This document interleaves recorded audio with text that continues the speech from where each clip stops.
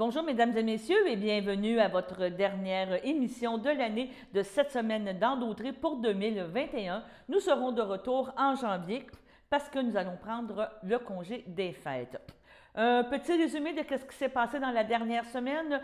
La municipalité de Sainte-Geneviève-de-Berthier a adopté son budget pour l'année 2022. Il a été aussi question du taux de taxe, des bonifications qui ont été données aux employés et quand même une grosse nouvelle au niveau des serres Coulombe qui s'appelle maintenant Herbe Gourmande. Un avis comme quoi qu'à partir de mai, la municipalité ne leur fournira plus de l'eau potable à cause du manque de capacité de l'usine de filtration qu'on se souvient, qui est en régie avec Sainte-Geneviève, la paroisse Berthier, l'île du Pas et les îles. Maintenant, au niveau de Lanoraie, la municipalité a adopté son plan triennal d'investissement. Donc, nous étions là pour présenter ce sujet.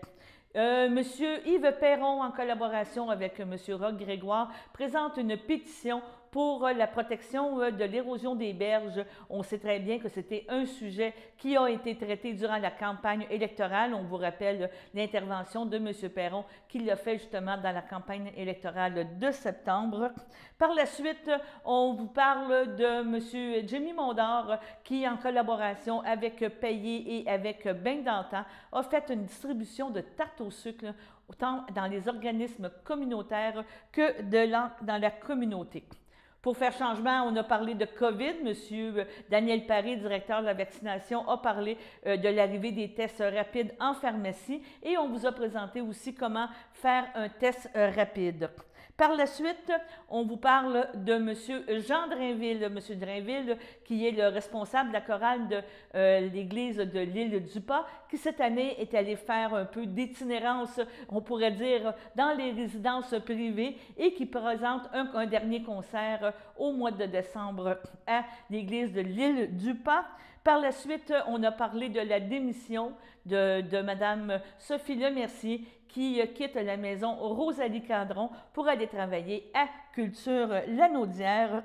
Nous terminons aussi avec un petit bilan présenté par Ariane Cardinal, qui est du Musée d'art de Joliette. Et nous terminons avec un chant de Noël interprété par les élèves de 4e année provenant de l'école de Saint-Ignace de Loyola, comme on dit la petite école de Saint-Ignace. Et ce chant a été interprété, comme je l'ai mentionné, par les élèves de 4e année. Nous allons avoir tout au long de la période des fêtes des émissions à saveur festive et vous allez pouvoir aussi voir les vœux des enfants de cette école-là. On vous souhaite de joyeuses fêtes, on vous souhaite d'être prudents, soyez partout prudents sur les routes, prudents avec votre famille et nous espérons vous revoir en 2022 pour un prochain 7 semaines dans Dautré. Joyeux Noël et bonne année! Donc, je constate qu'il y a quorum et je déclare ouverte la réunion spéciale pour le budget de la réunion extraordinaire du Conseil pour l'adoption du budget 2022. Notre du jour, c'est évidemment l'ouverture de séance, lecture et adoption du budget pour l'exercice 2022, période de questions et levée de l'Assemblée. Il ne peut pas y avoir d'autre chose parce que dans cette séance extraordinaire pour le budget, c'est uniquement budget. Si vous avez d'autres sujets à délibérer après, ça va aller dans une autre séance. Alors, lecture et adoption du budget pour l'exercice 2022. Pour les revenus, on a un revenu de taxe de 2 502 022 $. Les paiements tenant lieu de taxe, 77 176. Autres revenus de source locale, 247 800. Les transferts à 149 881. L'appropriation du surplus à 559 694 pour un revenu total de 3 536 573. Du côté des dépenses, l'administration générale est à 606 524, la sécurité publique à 549 086 $. Au transport, on va louer 903 526, l'hygiène du milieu 772 976, santé et bien-être 6 921, Aménagement et urbanisme et développement, 66 210. Loisirs et culture, 275 760.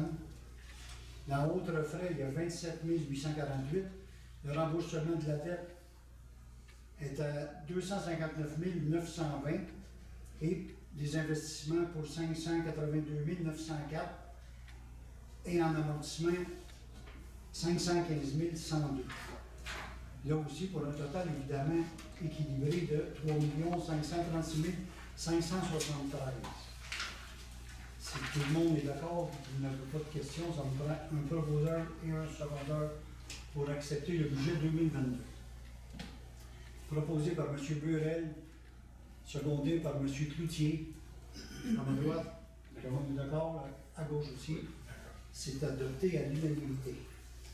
Le budget 2022 de Sainte-Geneviève ne prévoit aucune majoration des taux de taxes. Donc, c'est les mêmes taux. C'est 51 cents pour les domiciliaires et 87 cents agricoles. OK. Ça demeure un champ. 87 cents, c'est les non résidentiels. Non commercial. Non, ça, agricole, c'est le même taux. Oui, c'est le même taux. Oui. C'est vrai. Puis C'est tantôt, non vous avez parlé. résidentiel et commercial. C'est juste que les salaires sont Et de lui donner un bonus pour 2021 de 10 000 $. Un proposeur, M. Darbo propose, M. Soulière, seconde, à ma droite. Oui. D'accord? Accepté à l'unanimité. L'autre point, 3.2, la rémunération des employés municipaux. Proposons un secondeur pour que la rémunération des employés pour l'exercice 2022 soit que la municipalité signe une entente avec Mme Chiffon relativement aux termes et conditions de son embauche, et ce, annuellement. Considérant que la municipalité désire renouveler cette entente pour 2022, il est proposé par l'appuyé par que M. Buffal, maire, soit autorisé à signer le renouvellement de l'entente avec Mme Chiffon relativement à son poste de coordonnatrice de la bibliothèque. En proposant un secondeur, s'il vous plaît. M. Burel propose, M. Soulière seconde. Oui, est d'accord, à ma droite. Accepté à l'unanimité. On est notre point. Ça va au point 10. Encore là, un projet de résolution à propos de la demande en eau des serres Coulomb. À propos de la demande en eau des serres Coulomb de Saint-Norbert. Attendu que pour alimenter un secteur de son réseau d'aqueduc, la municipalité dépend d'une entente avec la ville de Berthierville, car elle n'a aucun puits d'alimentation. Attendu que l'entente avec Berthierville est limitée par une capacité de consommation réservée et que Berthierville fournit également en eau les municipalités de Saint-Ignace et de l'Île-du-Port.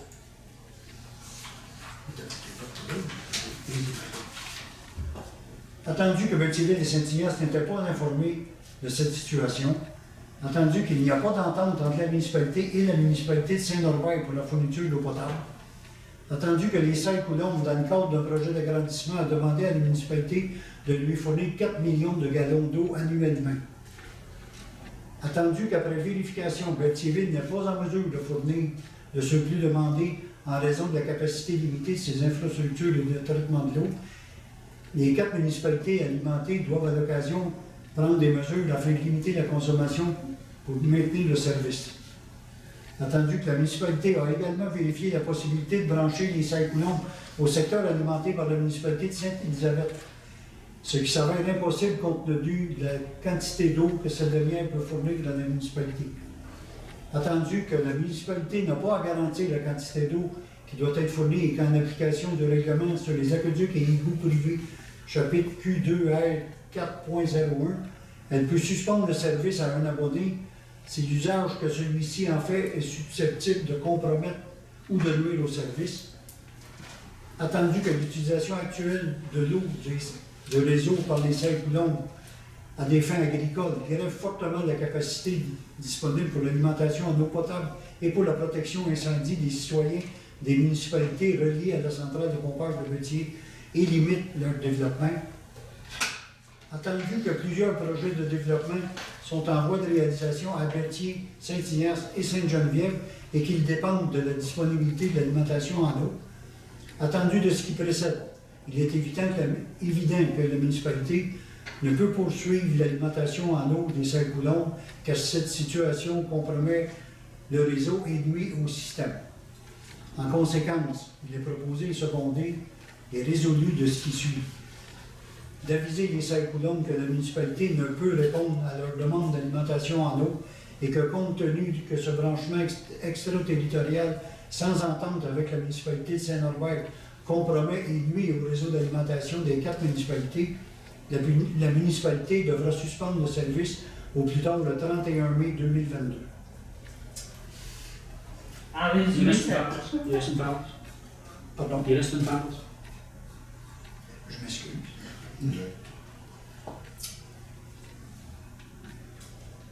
Qu'une copie. Veux-tu la lire ou? J'y allais. On manque pas de faire, non?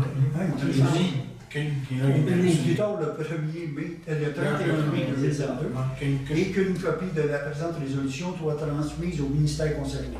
Exactement. En gros, c'est que vous fournissez de l'eau au Saint-Coulombe, même si c'est considéré comme Saint-Norbert. Oui, exact.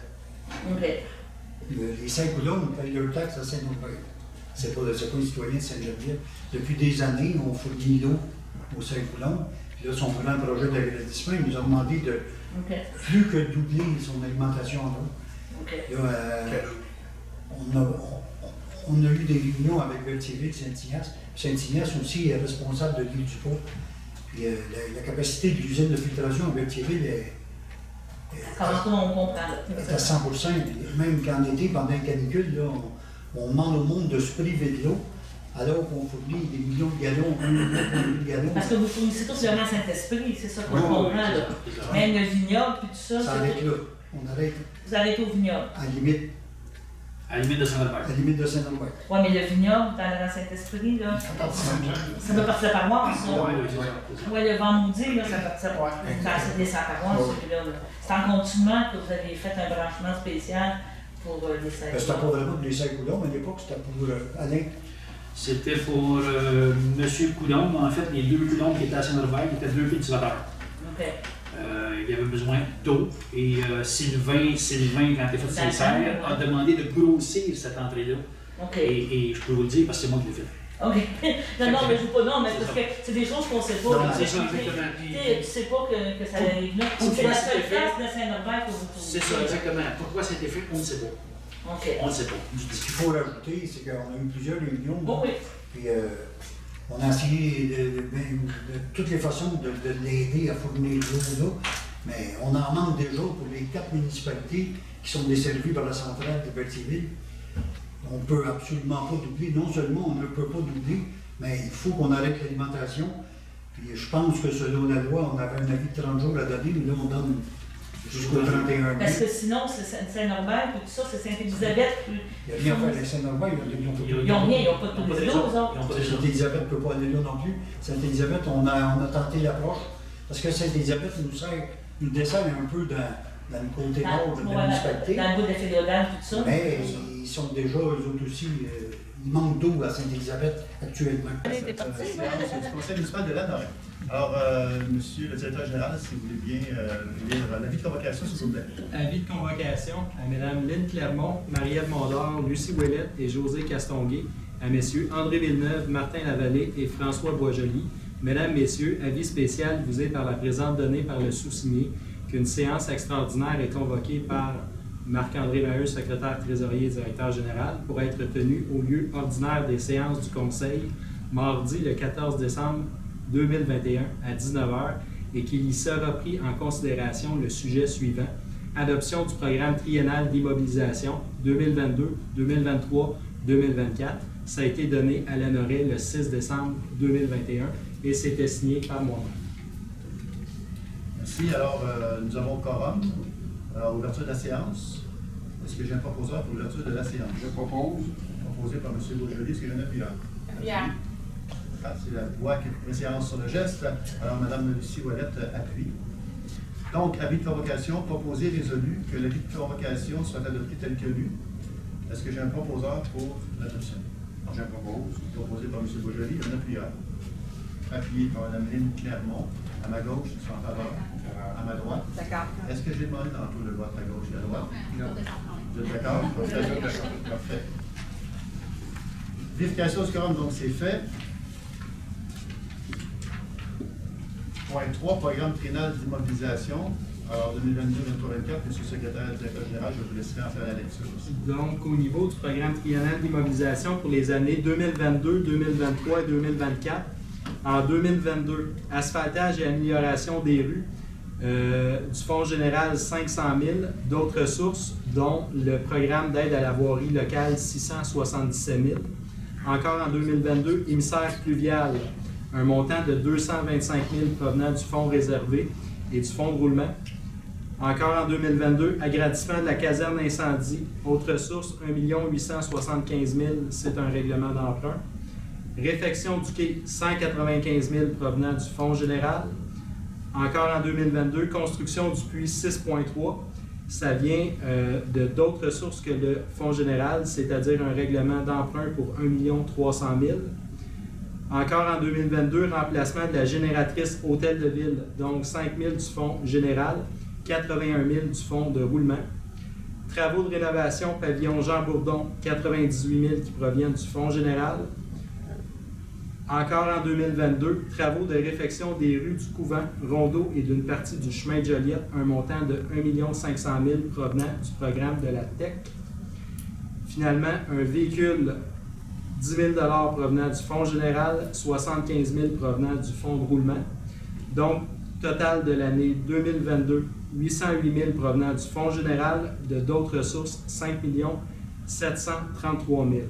En 2023, on a de l'asphaltage et amélioration des rues, 300 000. Total année 2023, 300 000. 2024, asphaltage et amélioration des rues, 300 000. Total année 2024, 300 000. Donc, le grand total pour les 3 ans provenant du fonds général, 1 408 000. De d'autres sources, 5 733 000. Est-ce qu'il y a des questions par rapport à la lecture dont vient de faire M. le secrétaire général sur le PTI? Ça va pour tout le monde? Alors, en conséquence, proposé, appuyé et résolu que le programme triennal d'immobilisation pour les années 2022, 2023 et 2024 soit et est adopté. Est-ce que j'ai un proposeur? Proposé par Mme Lucie Ouellette, un appuyeur. Appuyé par Mme Lynne Clermont. À ma gauche, c'est sur la faveur. Et à ma droite. D'accord. C'est unanime. Période de questions? Ça va? Donc, pas de questions. Donc, levée de la séance. Proposé et résolu que la séance soit levée. Est-ce que j'ai un proposeur? Je propose. Proposé par M. François Boisjoli. Est-ce que j'ai un appuyeur? Appuyé par Mme Lynne, par Mme Lucie Ouellette, à ma gauche, sur en faveur, à ma droite. D'accord. Et voilà, ce qui met fin à la séance. Est-ce qu'on doit marquer? En 1997, le gouvernement fédéral ne prend pas ses responsabilités. Pourtant, vous voyez derrière moi, là, Paco qui est en train de passer. On ne viendra pas me dire que ça rapporte pas d'argent. Que ça, il n'y a pas des revenus secondaires liés à ça. Pourquoi le propriétaire du terrain ici est magnifique en passant? Pourquoi devrait-il regarder son terrain partir année après année? Je ne sais pas si on pourra, on me le dira, mais on pourra peut-être même aller voir tantôt l'effet de l'érosion. C'est pour ça qu'on est ici. C'est pour ça qu'on s'est déplacé sur place. Parce que les gens sont inquiets.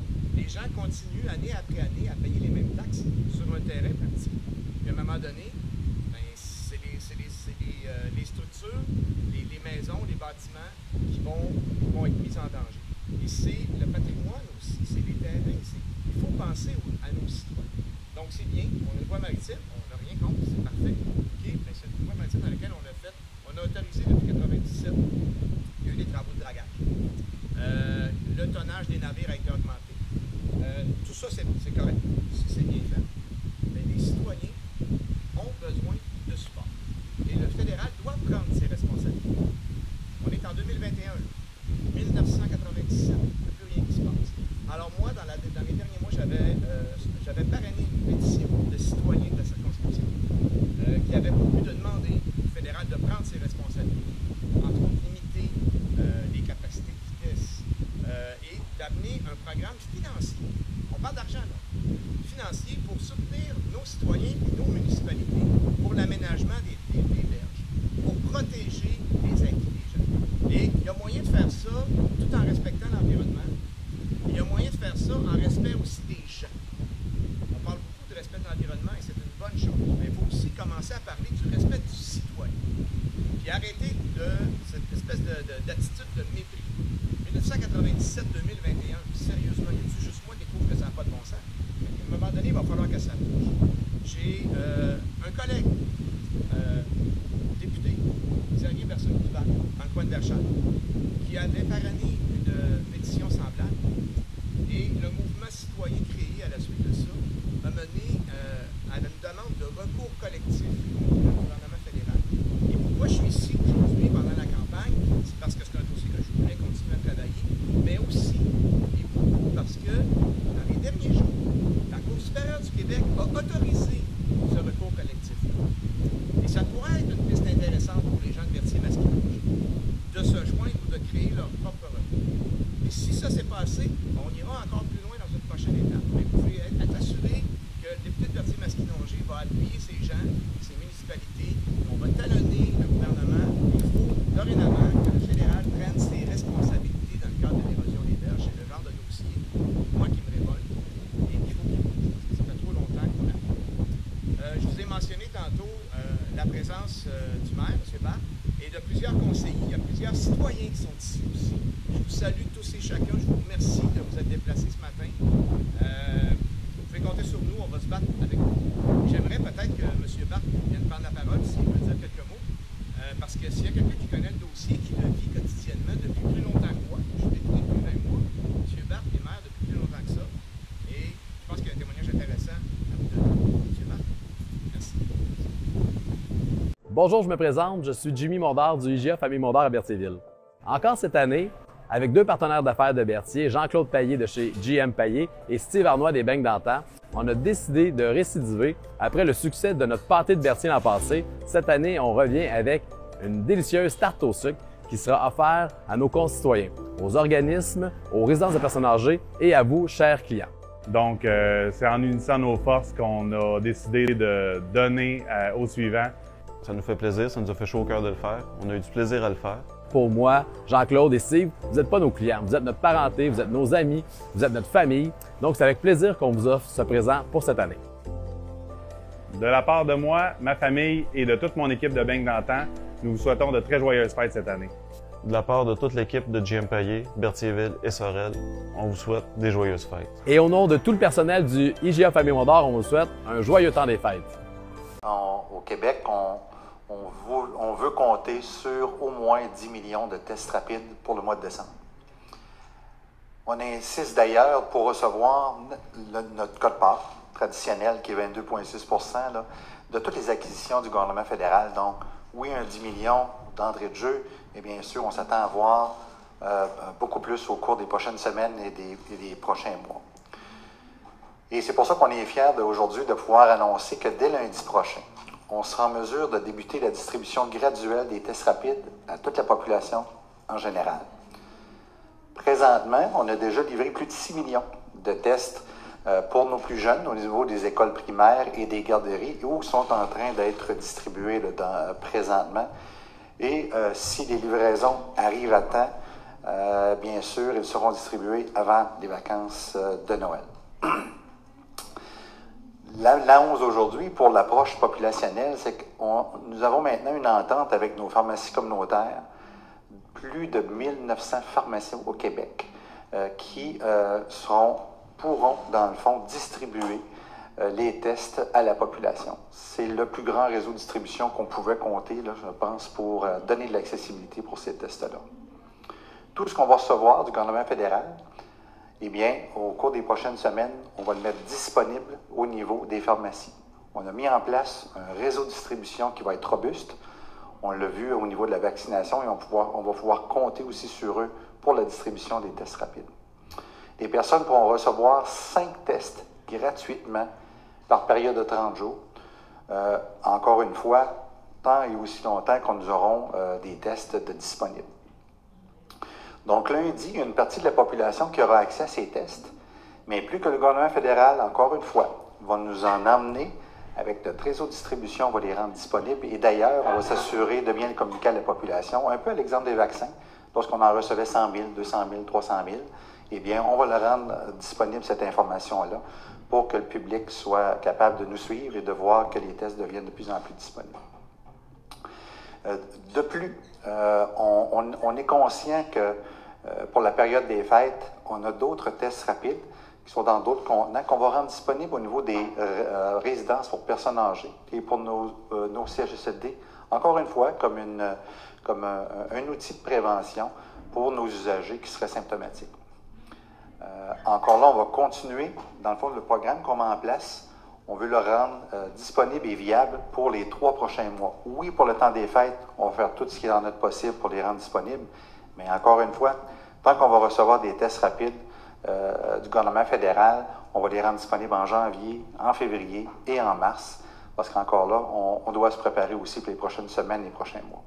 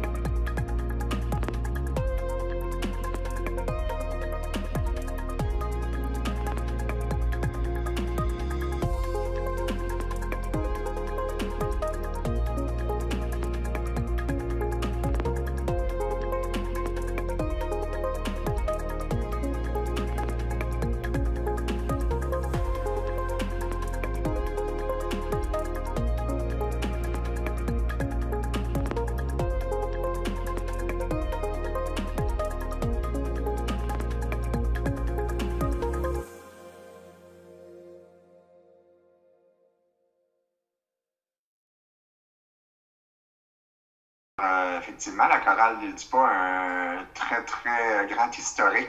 Ça fait des décennies que la chorale existe.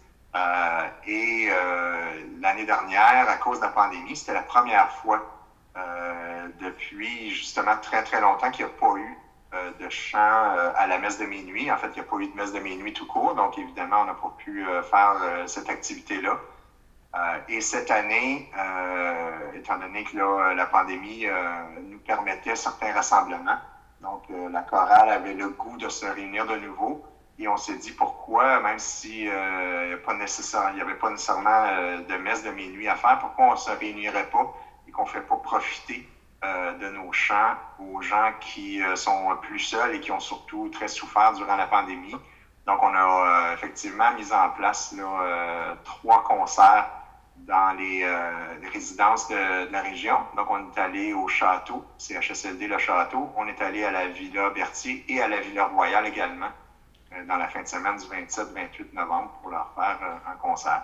Alors, c'était une très belle activité. Ça nous a permis, nous, aux membres de la chorale, de pouvoir se réunir de nouveau après une année d'absence. Donc, c'était à notre plus grand plaisir de le faire. Et évidemment, on a aussi pu faire plaisir aux gens là, dans ces résidences qui ont tant besoin d'activités. C'est ça. Et là, vous récidivez, on pourrait dire, pour une dernière fois en 2021. Là, c'est ouvert au grand public.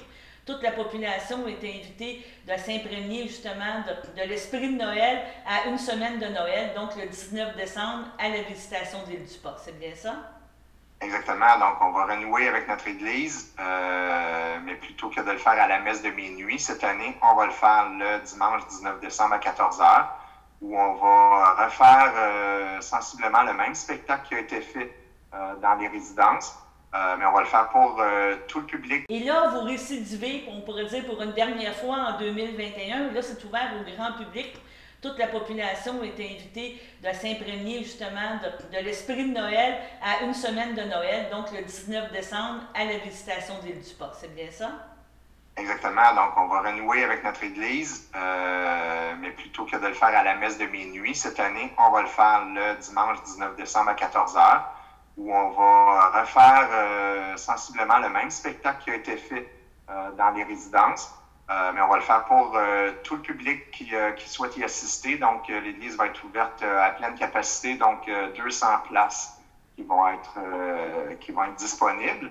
Et c'est offert en collaboration avec la municipalité qui s'est occupée de la réservation de l'église auprès de la fabrique et qui finance donc ce concert-là gratuitement. Donc, ça va être offert gratuitement pour tous les citoyens de l'Île du Pas et de la région.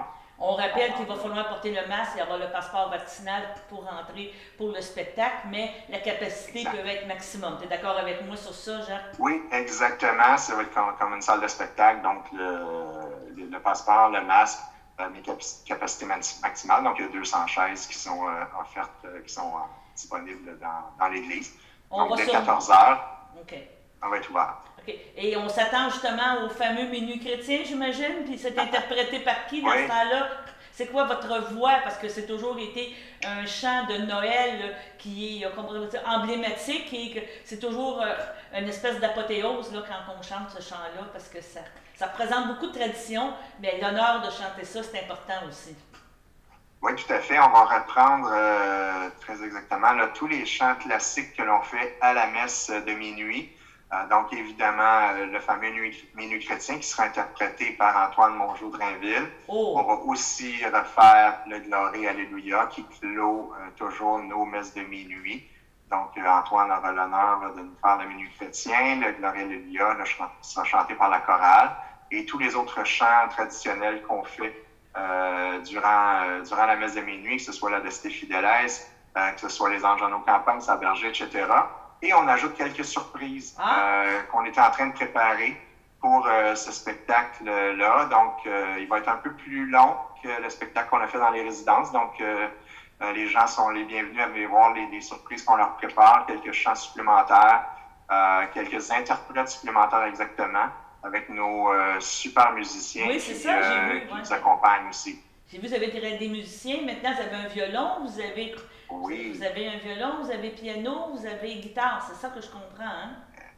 Exact. Donc, on a notre organiste, Jean-François Plante, qui nous accompagne depuis maintenant de nombreuses années, qui touche normalement à l'orgue durant les messes de minuit, mais qui, pour l'occasion de nos concerts, apporte son piano. Très grand musicien, Jean-François, qui peut nous changer une chanson de tonalité en l'espace de quelques minutes et nous accompagner sur n'importe quelle chanson qu'on peut lui proposer. C'est presque un homme orchestre, notre Jean-François, donc on est très heureux de l'avoir avec nous. Et on a depuis quelques années aussi une violoniste de la région, Mme Florence Toupin, qui nous accompagne depuis quelques messes de minuit et ça ajoute une très belle couleur à nos prestations. Donc, on est vraiment content de l'avoir avec nous. C'est une excellente violoniste et elle est en train aussi de préparer la relève. Florence nous amène une de ses filles qui joue aussi du violon avec elle durant 2 de nos pièces. Alors, on est très content de faire participer la relève. Ça a toujours été un peu la façon de faire de la chorale de l'île du Pas. On a toujours commencé, moi en étant jeune, à 6-7 ans, je montais au jubé avec mon père, puis on chantait dans la chorale. J'ai fait la même chose avec mes filles. À 3-4 ans, elles étaient en haut à venir chanter avec nous. 4-5 ans, on se rappelle là, les enfants à la messe de minuit, rendus à la communion, assis sur une chaise à dormir plus qu'à chanter, mais c'est comme ça qu'on a toujours commencé, qu'on a fait évoluer la chorale et ça continue là, avec qui amène sa fille et d'autres jeunes qui, espérons, pourront continuer à prendre la relève là, éventuellement dans notre club. Bien, je te remercie beaucoup, Jean, dans cette entrevue-là. Donc, on rappelle aux gens, 19 décembre, 14h, entrée libre, et vous présentez à l'église de l'île du Pas. Il y a les 200 premières places, vous les accueillez. Exactement. Les portes vont ouvrir à 13h30. Donc, si les gens veulent arriver un petit peu plus tôt pour pouvoir, mais on sait qu'à l'église, toutes les places sont bonnes. L'acoustique est excellente partout. Donc, il n'y a pas de presse, il y aura de la place pour tout le monde. On sera très content d'accueillir les gens de l'île du Pas, les gens de la région. Puis, ce sera très agréable de pouvoir chanter dans notre église, puis se mettre dans l'ambiance des fêtes là, à quelques jours de Noël. D'accord, mais je te remercie beaucoup. Un autre point aussi, tu as été, quand tu parlais tantôt, Gilles, parce qu'on a travaillé en collaboration, mais les fameux cheveux lousses qu'on a fait l'été passé avec les camps de jour, avec les shows. Je pense que c'était une belle réalisation. Tu as beaucoup de créativité aussi dans la façon de faire parler de Rosalie Cadron. Tu sais, comme moi, je suis rentrée ici en poste en 2013, et ça représentait moins, mais je pense que de plus en plus, tu as réussi à mettre sur la map, comme on dit, la maison Rosalie Cadron. On a dit J'essaie le plus possible. Là, je tire sur tout ce qui bouge. Je prends on n'a pas le choix. Les opportunités le plus possible pour faire rayonner en fait la maison, c'était mon objectif premier là-dedans. C'est ça. Et comme tu disais tantôt, ta formation en muséologie, je sais que tu es en train de faire aussi une maîtrise, que tu travailles très fort, c'est beaucoup de travail. Et tu as eu, on pourrait dire, une opportunité d'aller offrir tes services à Culture Lanaudière, si on veut parler de ton projet. On était ensemble sur le même conseil d'administration, mais j'ai pu te découvrir aussi avec ça. Et je trouve que c'est une belle opportunité que tu apportes ton savoir-faire, ton expérience terrain, justement, parce que tu vas être responsable du développement, c'est ça exactement, à Culture Lanaudière. Et je pense que c'est un bel ajout parce que, tu sais, oui, on a tout le temps je ne dirais pas des gens, il y a des gens compétents à Culture Lanaudière, mais quelqu'un qui vient du terrain, qui est capable de parler à quelqu'un, puis quand tu vas le rencontrer, bien, tu peux dire, oui, je connais tes difficultés, oui, je connais tes choses. Je pense que c'est ça maintenant que ce soit les artistes ou les entrepreneurs ou qu'est-ce qu'on voudra, a besoin d'avoir comment je veux dire, de connaître, d'avoir une sensibilité sur qu'est-ce qui se passe vraiment sur le terrain, puis ton expérience à Rosalie Cadron va sûrement être très pertinente. Ah ben je l'espère.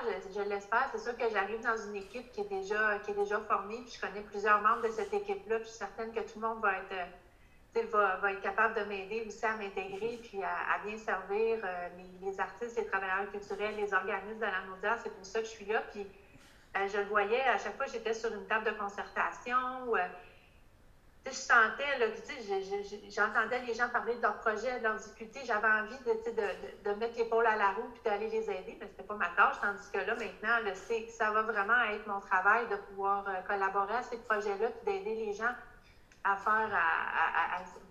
les aider à avoir un levier là, pour aller plus loin. Puis je vais avoir un beau terrain de jeu. La région est tellement fantastique. Là, plein de gens enthousiastes qui veulent vraiment. Donc, je pense que je vais m'épanouir grandement dans cet emploi-là. Donc, on rappelle que tu termines le 17. Possiblement, le conseil d'administration va sûrement trouver un remplaçant ou quelque chose. Est-ce que tu avais déjà préparé un petit peu la programmation pour la prochaine saison ou tu vas laisser ça à la nouvelle personne de finaliser? J'avais des idées. C'est sûr qu'on a toujours des idées. C'est sûr que le Festival Fou du Fil, là, il y avait déjà du travail de fait. On avait entamé une collaboration avec la Ville de Lavaltrie qui fait son 350e anniversaire l'an prochain, rappelons-le. Puis on était hôtesse, la Maison Rosalie-Cadron était hôtesse de l'exposition officielle historique. Donc ça, il y avait déjà du travail de fait là-dessus. Mais sinon, je ne veux pas faire la belle-mère. Non, donc, je te comprends. On va laisser l'autre personne faire aller sa créativité aussi, là. Comme j'ai dit, je demeure tout le temps accessible si jamais il y a des questions, là, parce que c'est sûr que quand on travaille seul, des fois, il y a des petites notes qui se perdent ou des trucs comme ça. C'est plus dans ma tête. Donc, ça va toujours me faire plaisir. Okay. En tout cas, j'étais très contente de travailler avec toi, Sophie, à la Maison Rosalie-Cadron et ainsi qu'à Culture Lanaudière. Et on va sûrement se recommuniquer, se reparler, faire des choses ensemble. Ça va nous faire plaisir. Plaisir partagé, Daniel. Merci. Plaisir partagé. Je te remercie beaucoup de l'invitation. 7 décembre, parce qu'on a eu un avis de départ. Sophie, tu es arrivée dans la région ici en 2017. C'est quoi qui avait motivé ta présence dans la région d'Autry? Tu connaissais la Naudière, parce que je pense que tu es originaire de Terrebonne, mais n'empêche, ça avait été quoi tes motivations quand tu avais vu le poste ou l'opportunité de venir travailler? Ouais. En fait, pour être vraiment franche, j'étais à la recherche d'un emploi. J'étais sans emploi. Alors, cet emploi-là, en fait, allait chercher les compétences que je pensais avoir acquises en ayant une maîtrise en muséologie. J'ai appris que c'était pas juste ça que ça prenait beaucoup de tu avais le côté gestion. Au niveau de la gestion, c'est ça, puis de mettre les mains à la pâte, parce que dans un organisme où on est seul, il faut être débrouillard, être agile, le mot à la mode en ce moment. Sortir de bord, comme on dit. Saisir les opportunités, puis tout ça. Donc, j'ai beaucoup appris en étant à la Maison Rosalie-Cadron. J'étais dans un cadre fantastique. J'ai appris à connaître Rosalie Cadron aussi. C'est pas rien. C'est une femme fantastique que tout le monde devrait connaître. Je vais continuer de porter ce musée-là dans mon cœur pour toujours. C'est ça, parce que si on rappelle qui est Rosalie Cadron, c'est une femme qui est tombée veuve, c'est ça l'histoire, et qui a fondé les Sœurs de Miséricorde qui s'adressaient dans les années 1800 aux filles mères et tout ça, aux femmes rejetées. Là. On parle vraiment qu'il y avait une stigmatisation, c'est d'accord avec le terme, de ce genre de femmes-là, et elle allait les aider, les porter secours et tout ça. Depuis, on pourrait dire, les 4 ans, dans le fond, de ta présence, outre le fait d'avoir passé à travers la pandémie, déjà là, c'est un exploit, tu as amené aussi, tu as amené beaucoup de visibilité à la Maison Rosalie Cadron, tu as fait des ajouts, tu as amélioré beaucoup la bâtisse, la présentation, mais tu as présenté aussi des belles activités, des choses que tu as orienté, donné une vision à la Maison Rosalie Cadron, je crois, si je ne me trompe pas, avec encore là beaucoup de patrimoine, mais un patrimoine on pourrait dire, je sais pas, comment je pourrais dire ça, j'essaie de trouver le bon mot, mais toi, ton patrimoine, oui, tu as la maison, mais le patrimoine des traditions, des choses, on parle de Fléché, on parle du festival Fou du Fil, qui vient de chercher tout ça, là, ces traditions-là. C'est bien ça que tu as voulu donner comme en fait, oui, parce que la maison Rosalie Cadron a une double mission. D'une part, bien évidemment, le personnage historique est au cœur de notre mission. Rosalie Cadron-Jetée, comme tu as expliqué, mère de famille qui est devenue fondatrice d'une communauté religieuse. C'est pas banal. On est la seule maison natale d'une fondatrice de communauté religieuse qu'on peut visiter au Québec. C'est comme assez unique, là, quand même. On est chanceux d'avoir ça dans la région. Le deuxième volet de la mission, c'est de faire connaître, mettre en valeur les savoir-faire anciens. Nous, on est plus portés sur les savoir-faire liés au fil, les arts domestiques, comme on appelle. C'est ça, je cherchais le terme. Donc, le festival Fou du Fil remplit complètement cette mission-là de faire connaître, de développer aussi des habiletés parce qu'on offre des ateliers tous ces savoir-faire-là dans une ambiance bon enfant. L'entrée au festival, c'est toujours gratuit. C'est juste les ateliers qui sont payants. Donc, c'est un festival qui est accessible et on souhaite vraiment faire que les gens découvrent quelque chose de nouveau, peut-être une nouvelle passion. Donc, ça, c'est un de nos vœux profonds. Puis les autres réalisations aussi, c'est de proposer la candidature de Rosalie Cadron comme pour être identifiée par la ville de Lavaltrie comme un personnage historique. C'est le premier personnage historique que la ville a identifié selon la loi sur le patrimoine. Donc, on est vraiment fiers de ça. Puis le deuxième exploit, je dirais, c'est d'avoir eu l'agrément muséal du ministère de la Culture et des Communications. Je pense que c'est l'apogée, on pourrait dire c'est l'apothéose de ta carrière à la maison Rosalie Cadron. C'est incroyable, vraiment, là, c'était quelque chose, c'était notre deuxième tentative d'obtenir ce saut d'excellence-là. Et on a réussi. Ça, je veux lever le chapeau aussi à mon conseil d'administration qui a été présent parce qu'il y avait certaines étapes qui étaient cruciales, puis je n'avais pas pu le faire seul. Il fallait vraiment qu'ils embarquent dans le train. Ils ont su voir l'opportunité puis ce que ça nous apporterait comme visibilité, puis comme opportunité là, d'avoir l'agrément. Donc, je les remercie au passage. On pourrait dire que ça va rester quand même ton fait d'armes, je pense, le plus bel exploit de ta présence à la maison Rosalie Cadron. Okay. Et moi, je vois l'exposition, tu me dirais, en 2021, qui a été marquante, que tu dis « Wow, on est content d'avoir présenté au Musée d'art et que, je ne sais pas si vous n'êtes pas le plus fier, mais quelque chose qui... Y a-t-il quelque chose qui t'a marqué plus cette année en termes d'exposition? Ça dépend. Je te dirais que chaque employé a son exposition préférée. Je dirais qu'actuellement, les émotions au travail, moi, ça me parle beaucoup. Hein? Donc, c'est plusieurs œuvres qui sont présentées, donc des artistes qui vont parler, par exemple, des émotions qui sont générées par le travail, hein, quand on travaille, les dossiers qu'on aime, les dossiers qu'on aime un peu moins. Mais aussi les émotions qu'on doit se plaquer au visage. Daniel, quand toi, tu as une mauvaise journée ou une grosse journée, il faut quand même qu'à la caméra, tu aies l'air fraîche et heureuse. Oui! Exactement. Donc, c'est plein d'œuvres d'art par des artistes québécois, canadiens, mais aussi internationaux. Beaucoup de vidéos qu'on présente dans cette exposition-là qui vont aborder ces deux thématiques-là. Et ça rejoint en fait tous les gens qui ont déjà travaillé, mais même aussi les enfants, parce qu'eux aussi ont des émotions par leur travail d'élèves, par exemple, à l'école, au primaire, au secondaire. Et aussi doivent apprendre tranquillement à se plaquer des émotions.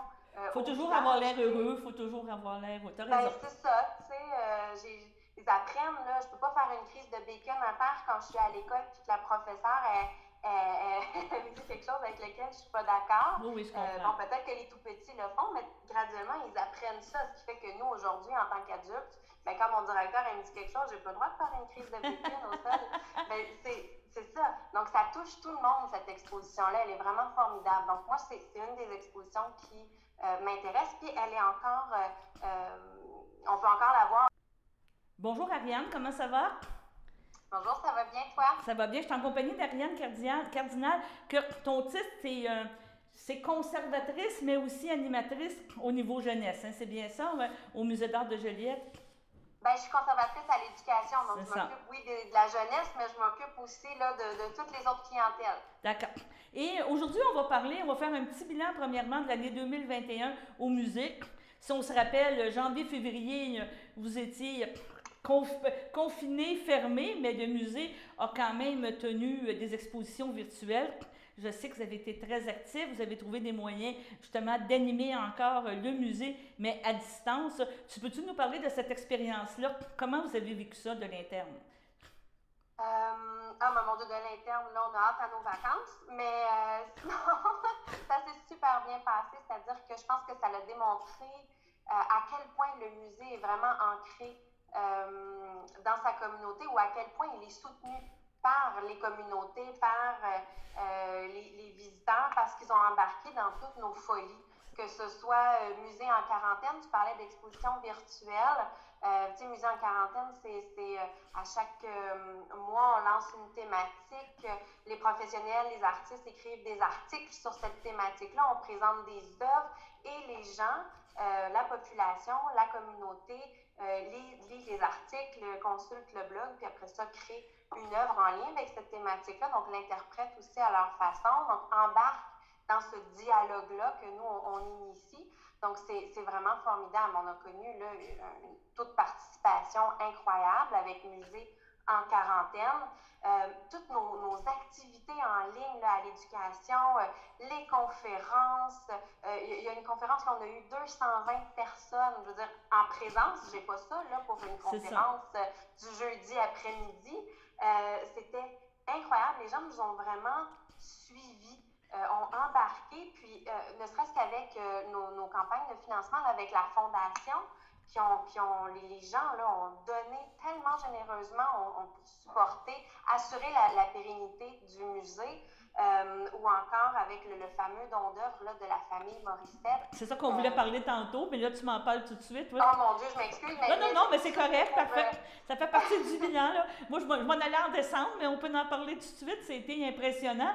Ça fait quoi quand que le patron vous annonce on va recevoir des riopelles? Tu dois dire « Wow! » C'est quelque chose que tu t'attends pas, je pense, au début. Puis ça doit être assez émouvant là, pour un musée, on pourrait dire régional, mais de très grande portée aussi. Là. Oui, ben, le musée est situé en région.